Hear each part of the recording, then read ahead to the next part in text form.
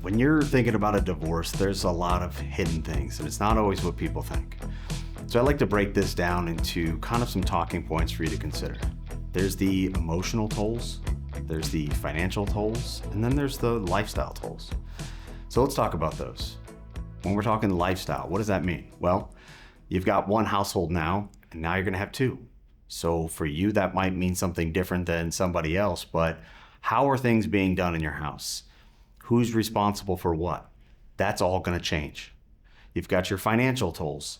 You're gonna pay legal fees, but then you have to split up all your assets and debts. And depending upon how you and your spouse are, it can be costly because one person is not always playing fair. And if you got one person that's playing fair and the other's not, it takes a lot more time and adjustments to get there. Now, then you've also got to be thinking about the emotional tolls. This is an important decision in your life. I got to remind you that failure is an event. It's never a person. And a lot of times people take this very personally, like they themselves are a failure because their marriage is no longer working. But I got to tell you, sometimes good people grow apart. And there's a toll for that. There's an emotional damage that takes place.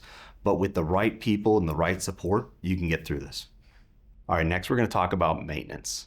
So what is maintenance? Maintenance is sometimes called alimony or spousal support, and it can be called a variety of different things. But at the end of the day, it's from one spouse to another. It's a monthly payment of some money.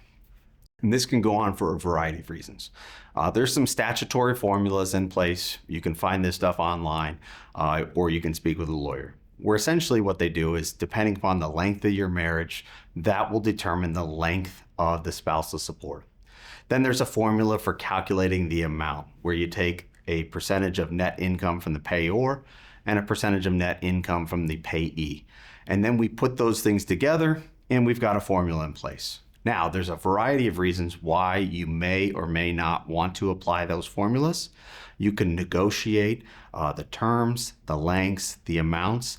And I tell people all the time that this is one of the biggest things that people negotiate in a divorce, because let's face it, everybody's different. You may or may not want to have maintenance, depending upon your situation. It can be a great negotiating piece where you might want to get something else in return for more or less maintenance. And it's really, really important to establish what do you want before you start negotiating, because a good lawyer can then help you create a plan of action to get you what you want, using maintenance as a potential negotiating tool. The best thing I can tell you is you got to pay attention to your money. If you spend your money without a budget, without a plan, that's when bad things happen. But if you take a moment, you take an hour or two once a month and put on paper, what do you want to spend? And then you evaluate that from time to time. Having a budget in mind is really, really important. Your legal fees are no different. Your legal fees are now a new expense that you didn't expect that now needs to be put into your budget. So that might mean that something else needs to go, that you may need to give something else up. It might not. But the point is, you have to be aware of where you're at. I always tell people too as well, when you're paying legal fees, make sure you're getting value. Make sure that your billing statements tell you what they're doing.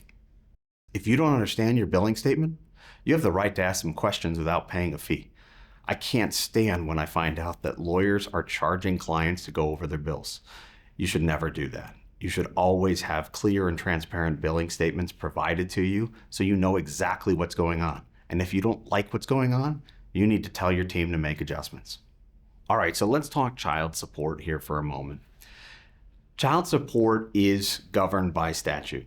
So what that means is there's a formula in place that we put in every child support case, and that's the starting point.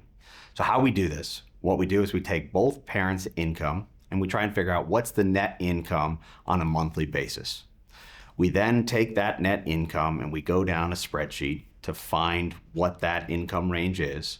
We go over the number of columns and we figure out what the monthly child support should be for this situation based upon their income. So in other words, let's say, for example, we have a family that makes $10,000 of monthly income. You'd go down the spreadsheet and you'd find $10,000.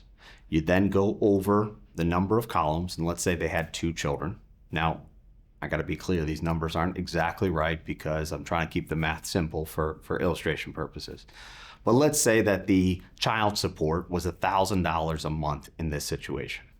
So now we have $1,000 a month. We have $10,000 of total income for the family. What we have to figure out is how much does each parent pay? Let's suppose parent A makes $4,000 a month. Parent B makes $6,000. Parent A has the children the majority of the time. So what we then do is we say, okay, what percentage of income do they each have? So parent B has 60% of the income.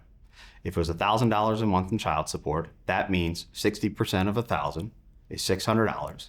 So parent B pays $600 per month over to parent A. That's the basics. Now, we do also add in health insurance and some other factors as well, but the basic concept is that, where you figure out the percentage and you allocate it between the parents based upon their incomes. So obviously, when you're considering divorce, finances is an issue. It's a very important issue because, quite frankly, it's on a lot of our clients' minds. If you find yourself in this situation, you need help, it's important to have a good team in your corner. We'd be honored to have an opportunity to help you. If you need help, give us a call.